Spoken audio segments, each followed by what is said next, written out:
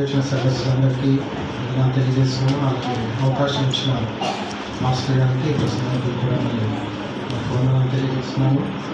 దేవుడు నాకు ఇచ్చిన ఈ యొక్క అవకాశాన్ని సద్వినియోగపరచుకుంటూ మరి నాకు ఇచ్చిన తలంపులను మీతో పంచుకోవడానికి కొన్ని మాటలు నేను చెప్పాలనుకుంటున్నాను. దేవుడు ఇచ్చిన వాక్యాన్ని బట్టి దేవుడు వందనాలు తెలియజేస్తున్నాను. మరి దేవుడు సిలువలో పలికిన యొక్క 6వ మాట ధ్యానము మనం చూస్తూ ఉన్నాము. మరి 6వ మాట యేసు ప్రభు పలికిన 6వ మాట సమాప్తమైనది అంటే ఏం సమాప్తం చేసినాడు దేవుడు, ఏం కంప్లీట్ అయింది, ఎందుకు వచ్చాడు, ఏం కంప్లీట్ చేశాడు అనేది చూద్దాము. అయితే ఇప్పుడు ఏదైనా ఒక అచీవ్మెంట్ ఏదైనా సాధించినప్పుడు అది ఒక రికార్డ్గా మిగిలిపోతుంది. అంటే మనందరికీ తెలిసి ఇప్పుడు 100 మీటర్స్ రేస్లో ఒలింపిక్స్లో 100 మీటర్స్ రేస్ ఏదైనా ఉంటే అందులో రికార్డు ఉంది అంటే హుస్సేన్ బోల్ట్ అని చెప్పుకుంటూ ఉంటాం. అది తన రికార్డు కొన్ని సంవత్సరాల వరకు ఉంటుంది. ఆ తర్వాత మళ్ళీ తిరిగి ఇంకొక వ్యక్తి దాన్ని సాధించగలుగుతాడు. ఇప్పుడున్న పరిస్థితుల్లో అంటే ఈ లోకపరంగా చూస్తే ఆ యొక్క రికార్డ్స్ ఎప్పటికప్పుడు చేంజ్ అవుతూ ఉంటాయి, ఎప్పటికప్పుడు మారుతూ ఉంటుంది. ఆయన 100 మీటర్స్ని ఒక 10 సెకండ్స్లో సాధిస్తే ఇంకొక వ్యక్తి మరోసారి 9 సెకండ్స్లో సాధించి ఆ యొక్క విజయాన్ని మళ్ళీ ఆ యొక్క రికార్డ్ని తిరిగి రాస్తూ ఉంటాడు. మరి దేవుడు ఈ లోకంలో పరలోకం విడిచిపెట్టి మన కోసం ఈ లోకంలో జన్మించడము మళ్ళీ ఎవరు కూడా చేయలేదు. ఆ విధంగా యేసు ప్రభు పుట్టడము, పరలోకం నుండి భూలోకానికి రావడము అనేది ఒక రికార్డ్. అది మళ్ళీ తిరిగి జరిగే అవకాశం కూడా లేదు. సో ఆయన ఎందుకు వచ్చాడు, ఆయన రావడానికి గల కారణం ఏంటి, మరి వచ్చిన తర్వాత ఈ యొక్క 6 మాటలు చూసినట్లయితే ఏం కంప్లీట్ చేయడానికి ఆయన ఈ లోకానికి వచ్చాడు. మన యొక్క జీవితాల్లో మనం యొక్క భూమి మీదకి వచ్చినప్పుడు మనకు కూడా ఒక గోల్ అనేది ఉంటుంది. మనం ఎదుగుతున్న కొద్దీ మన భవిష్యత్తులో మన యొక్క సంసార జీవితంలో కానీ మనకున్న బాధ్యతల్లో మనకు ఒక గోల్ అనేది ఉంటుంది, ఒక టార్గెట్ ఉంటుంది. దాన్ని పూర్తి చేయడానికి మనము అనేకంగా ప్రయాసపడుతూ ఉంటాం, సాధించాలి అనేది.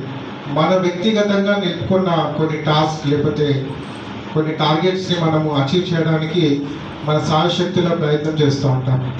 కొన్నిసార్లు దాంట్లో మనం సఫలమవుతాం, కొన్నిసార్లు సఫలం కాలేకపోతుంటాం. మరి దేవుడికి ఇక్కడ ఇచ్చిన పని ఏంటిది, ఆయన పూర్తి చేసిన పని ఏంటిది ఒకసారి చూసుకుందాము. ఈ లోకానికి యేసు ప్రభు రావడానికి గల కారణం ఏంటో చూద్దాము. యోహాను సువార్త 17వ అధ్యాయము 4వ వచనం చూద్దాం ఒకసారి.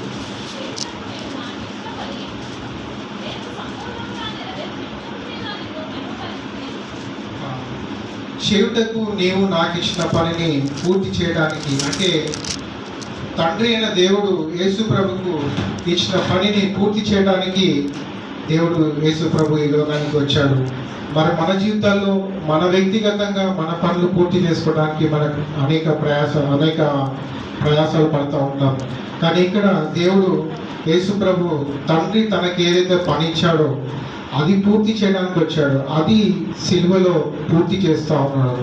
అంటే ఆ పని ఏంటిదంటే, దేవుడు తనకిచ్చిన పని ఏంటి అంటే నా పాపాలను ఆయన భరించడానికి ఈ లోకంలోకి వచ్చాడు. ఇందాక మొదటి మాటలో మన సోదరుడు మధు చెప్పే ఉన్నాడు. మొదటి అధ్యాయము 24వ వచనం అనుకుంటా. ఒకసారి చదువుతారు. అది మత్తయి సువార్త మొదటి అధ్యాయము 20వ అధ్యాయం 20 వచనం.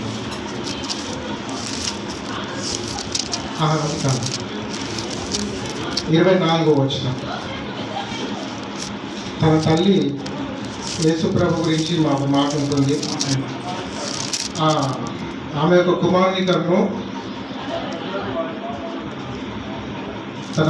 తన ప్రజల వారి పాపం నుండి ఆయన విడిపించడానికి ఈ లోకానికి వచ్చాడు. తండ్రి ఆయనకి ఇచ్చిన పని, నీవు నాకు ఇచ్చిన పని, మన పాపాల నుండి మన విడుదల కలగజేయడానికి యేసు ప్రభు ఈ లోకానికి వచ్చినాడు. ఇంకోటి ఏంటంటే ఆయన లోకమంతటికి సువార్త తెలియజేయడానికి ఈ లోకానికి వచ్చాడు.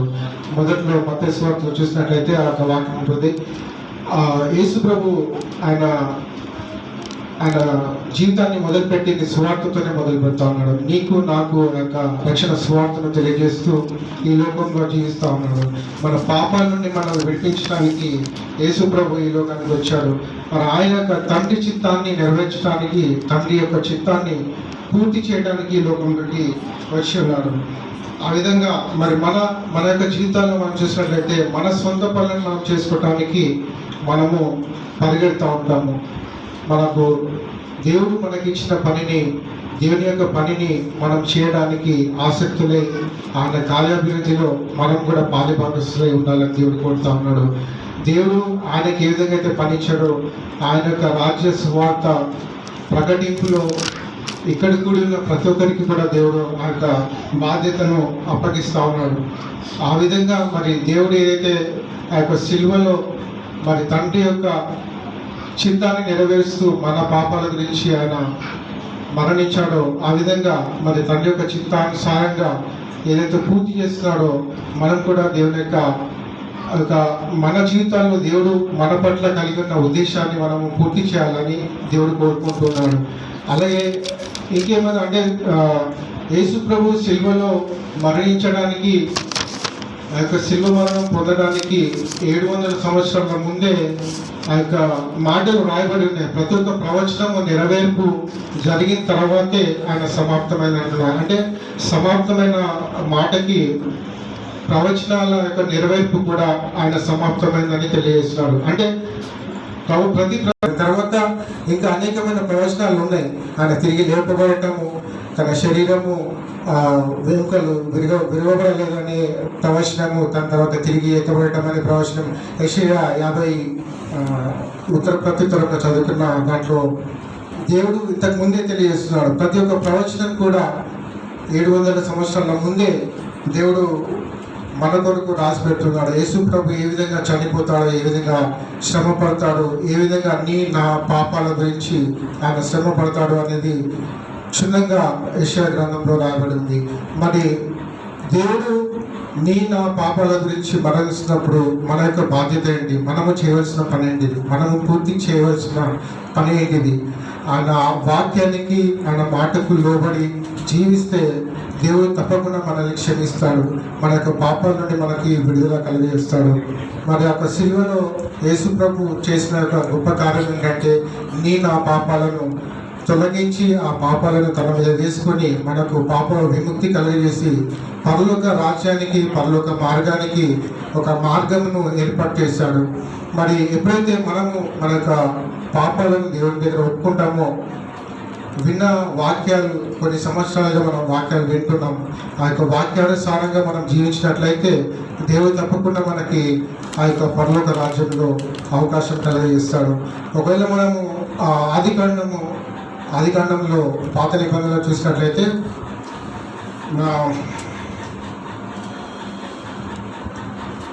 అబ్రహాము లోతు గురించి ఉంటుంది. అక్కడ సొదొమ గొమొర్రా పట్టణం గురించి రాయబడి ఉంది పాత నిబంధన గ్రంథంలో.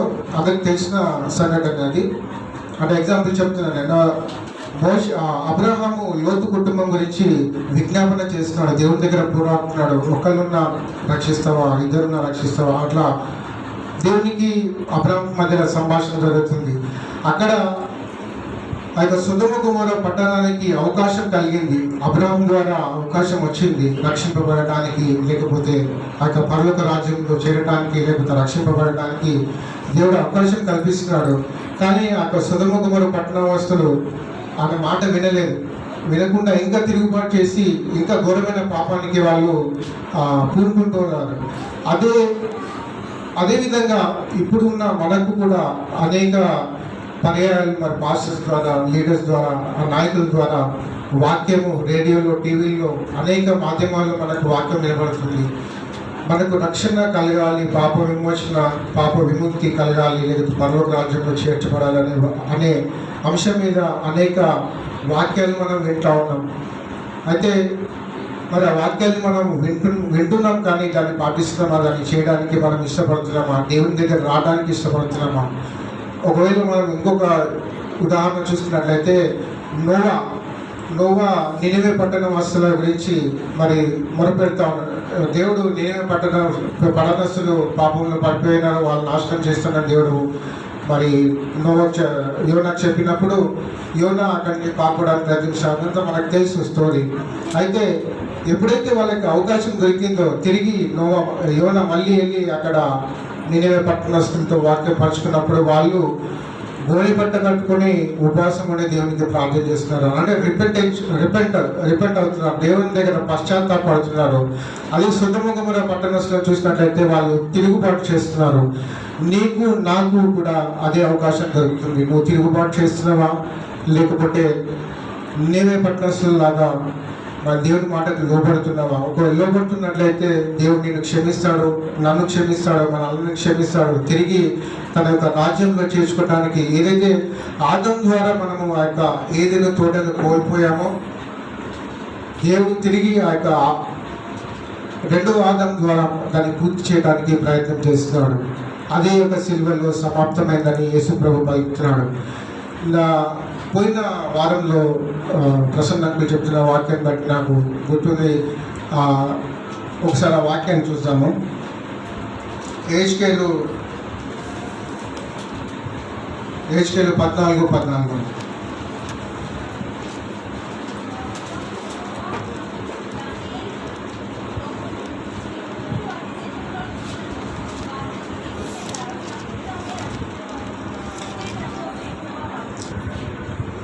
ఈ రక్షణ అనేది ఇండివిజువల్, సాల్వేషన్ అనేది ఇండివిజువల్. ఎవరికి ఇచ్చేది కాదు, ఎవరి ద్వారా వచ్చేది కాదు. యేసు ప్రభు ద్వారా మనకు ఆ రక్షణ కలుగుతుంది. యోనా మరొకసారి చదవండి సార్ వాడుతుంది. అంటే ఇప్పుడు మనం ఏ పరిస్థితుల్లో ఉన్నామో అటువంటి పరిస్థితుల్లో ఉన్నాము. పాపము, శాపము, మోసము అనే పరిస్థితుల్లో వాళ్ళు కూడా ఉంటున్నారు. కానీ వాళ్ళ యొక్క వ్యక్తిగతంగా వాళ్ళ యొక్క జీవితాలను వాళ్ళు కాపాడుకుంటూ దేవునిలో భయభక్తులు కలిగి జీవిస్తున్నారు. మరి మనకు కూడా అటువంటి అవకాశం కలిగిస్తున్నారు దేవుడు. మరి మనం ఏ విధంగా ఉంటున్నాం? దేవుడు అంటున్నాడు ఎవరి సాల్వేషన్ వాళ్ళది ఇండివిజువల్ అనమాట. ఎవరి వ్యక్తిగతంగా వారు దేవుడి యొక్క రక్షణకి నడిపింపబడాలి. మన యొక్క పాపాలను మనం ఒప్పుకున్నట్లయితే దేవుడు మనల్ని తప్పకుండా క్షమిస్తూ అంటాడు. మన పాపాలని జ్ఞాపకం చేసుకోమంటున్నాడు. ఒకసారి ఆ వాక్యం చూసాం. ఇందాక మధు ఫస్ట్లో ఒక ఎగ్జాంపుల్ చెప్తున్నాడు. తన పాపాలను ఒప్పుకొని ఒక పాస్టర్ కుమార్ని పెళ్లి చేసుకున్నప్పుడు ఈమె ఆ పాపం చేసిన ఈమె ఆ అమ్మాయి అని చెప్తున్నాడు.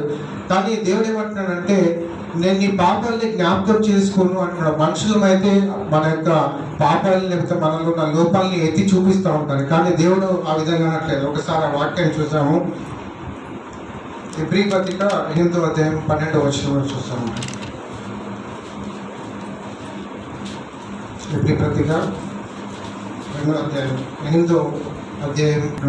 ఒకసారి దేవుడి దగ్గర మన పాపాలను ఒప్పుకున్నట్లయితే మన పరిస్థితులను సరిచేసి దేవుడు మనల్ని తన వారసులుగా చేసుకుంటాను. ఎప్పటికీ జ్ఞాపకం చేసుకోండి. మనుషులుగా మనము జ్ఞాపకం చేసుకోవచ్చు, మన కోపం వచ్చినప్పుడు జ్ఞాపకం చేసుకోవచ్చు, మనకు ఎదురుపడినప్పుడు జ్ఞాపకం చేసుకోవచ్చు. కానీ దేవుడిని ఒకవేళ దేవుడి దగ్గర మనం పాపాలను ఒప్పుకొని ఆయనకు మన జీవితాలను అప్పగించినట్లయితే దేవుడు తప్పకుండా మనల్ని ఆ యొక్క పరలోక వారసులుగా చేస్తానని చెప్తున్నాడు. అదే కార్యాన్ని సిలువలో యేసు ప్రభు పూర్తి చేస్తున్నాడు. నా పాపాలను భరించి మనకు రావాల్సిన శాపాన్ని తన మీద వేసుకొని దాన్ని పూర్తి చేస్తున్నాడు. ఆ విధంగా ఒకవేళ మనం అర్థం చేసుకున్నట్లయితే ఆయన యొక్క రక్షణలోకి మనము నడిపింపగలుగుతాము. ఎవరి యొక్క జీవితాలు ఎవరి కంట్రోల్లో లేదు. ఎవరి జీవితం వారిది, ఎవరి ఇండివిజువాలిటీ వారిది. యేసు ప్రభు యొక్క రక్షణ వ్యక్తిగతం అనేది, లేకపోతే ఎవరో చెప్పారు అని లేకపోతే ఏదో ఫోర్స్ చేస్తున్నారని దేవునిలో నడిపింపడటం కాదని ఎప్పుడైతే దేవుడు నా కొరకు సిలువలో మరణించాడు, నా కొరకు నా పాపాల గురించి కొట్టబడ్డాడు అని నువ్వు అర్థం చేసుకుంటావో అప్పుడే దేవుడు నీకు ఆ యొక్క రక్షణను అనుగ్రహిస్తాడు. నా కొరకు నా పాపాల గురించి యేసు ప్రభు సిలువలో మరణించాడు, నా గురించి తిరిగి లేచాడు, నా గురించి పరలోక రాజ్యం వెళ్ళి నా కొరకు స్థలము సిద్ధపరిచాడు అని ఎప్పుడైతే నువ్వు నమ్ముతావో దేవుడు తప్పకుండా మన యొక్క రక్షణ జీవితాన్ని దేవుడు స్వీకరించేదాన్ని అంటాడు. మన అదే తెలుసు, పరలోక రాజ్యం అంటే నేరం ఉంటుంది, చిన్నగా ఉంటుంది అన్నాడు. ఒకరి పోవడానికే ఉంటుంది, ఇండివిజువల్ అనమాట. ఇందాక చెప్పిన సాల్వేషన్ అనేది ఇండివిజువల్. నా తల్లి చెప్తాను నేను, లేకపోతే నా తండ్రి చెప్తాను, నా నా ఫ్యామిలీలో నా భార్య గురించి నేను పరలోక రాజ్యం వెళ్తాను అనుకుంటే అది తప్పు. నా గురించి నా కూతురు నాతో పాటు పరలోకం వస్తుందంటే నా తప్పు. పాస్టర్ గారి కుటుంబము ఎత్తబడుతుంది అంటే తప్పు. ఎవరి ఇండివిజువాలిటీ వాడిది. నువ్వుగా దేవుడిని ఎప్పుడైతే యాక్సెప్ట్ చేస్తావో, నా గురించి దేవుడు పరలోక రాజ్యంలో ఆ సిలువలో మరణించి నా పాపాల నిమిత్తమై మరణించాడని అర్థం చేసుకుంటావో, అప్పుడు ఆ యొక్క రక్షణ మనకు దొరుకుతుంది. ఏదో నేను నా తల్లి లేకపోతే నా తండ్రి నా గురించి ప్రార్థన చేస్తుంది, నేను కూడా పరలోక రాజ్యం వెళ్తాను అని అనుకుంటే తప్పు. నారో వే అంటారు. పరలోక రాజ్యం అనేది నారో, చాలా చిన్న మార్గం. ఇద్దరు పోవడానికి లేదు, ఒకళ్ళే పోవాలా. నేను నా తండ్రి పోతాను, లేకపోతే నేను నా భార్య పోతాము.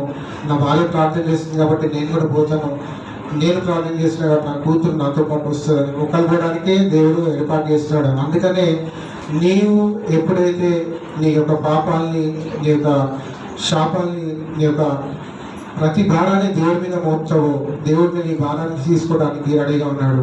ఆ విధంగా మన యొక్క పాపాన్ని ఒప్పుకుని దేవుడిని స్వతరక్షంగా అంగీకరించినట్లయితే దేవుడు ఆ యొక్క పరలోక రాజ్యంలో మనందరినీ వారసులుగా చేసుకోవడానికి అవకాశం కలిగజేస్తున్నాడు. మరి ఏదైతే దేవుడు సిలువలో మన కొరకు పూర్తి చేసిన యొక్క పనిని, మరి దేవుడు మనకు ఈ లోకంలో అనుగ్రహించిన యొక్క పనిని మనము పూర్తి చేయగలిగినట్లయితే మనకిచ్చిన బాధ్యత ఏంటంటే ఆయన మాటను, ఆయన వాక్యాన్ని అనుసరించటము, ఆయన ప్రార్థించటము. మనకు అనేక పనులు ఉంటాయి, అనేక పరిస్థితుల్లో మనం పడిపోతుంటాం, కానీ దేవుడు ప్రతి విషయంలో మనల్ని లేపటానికి, బలపరచడానికి దేవుడు వాక్యాన్ని తెలియజేస్తున్నాడు. ఒకసారి ఆ వాక్యాన్ని చూద్దాం. ఎబ్రీ పత్రిక 2వ అధ్యాయము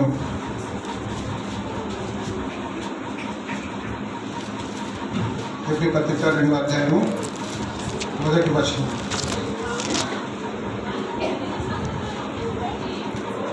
మనము ఏదైతే వాక్యాన్ని వింటున్నామో, ఈ లోక పరిస్థితుల్లో మనం కొట్టుకోకుండా దేవుని యొక్క వాక్యానికి లోబడి జీవిస్తే దేవుడు తప్పకుండా మనం రక్షిస్తాం. కానీ ఎబ్రీ పత్రిక 2వ అధ్యాయము 18వ వచనం చూసాము.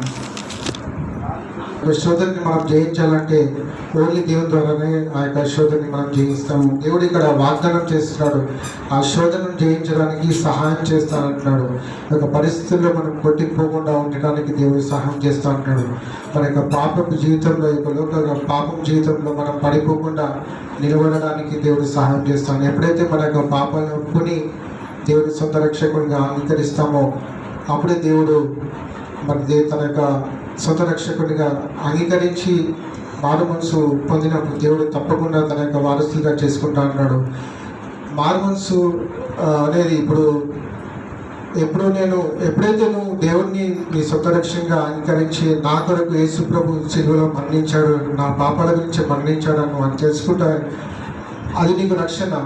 లేదు నేను కొంతమంది అంటే అనుకుంటాను, డిగ్రీ అయిపోయిన తర్వాత నేను బాప్టిజం తీసుకుంటాను, లేకపోతే పెళ్ళికి బాప్టిజం తీసుకుంటాను, లేకపోతే ఇంటర్ అయిపోయిన తర్వాత తీసుకుంటాను, జాబ్ వచ్చిన తర్వాత తీసుకుంటాను. ఎప్పుడైతే నువ్వు దేవుని సొంత రక్షణగా అంగీకరిస్తున్నావు, నీ గురించి, నీ పాపాల గురించి యేసుప్రభు మరణించాడని తెలుసుకుంటావు, అప్పుడే నీకు రక్షణ కలిగిస్తున్నాడు. అదే నిజమైన రక్షణ. ఆ రక్షణను కొనసాగించడానికి దేవునికి సహాయం చేస్తా అన్నాడు. ఎప్పుడైతే నీ ఆ దేవుడి దగ్గరికి నువ్వు వస్తే తప్పకుండా దేవుడికి సహాయం చేస్తాడు. ఈ లోకంలో బాప్టిజం తీసుకున్న తర్వాత కూడా పడిపోయే పరిస్థితులు ఉంటాయి, కానీ వాటి నుండి జయించడానికి దేవుడు సహాయం చేస్తాను అంటున్నాడు.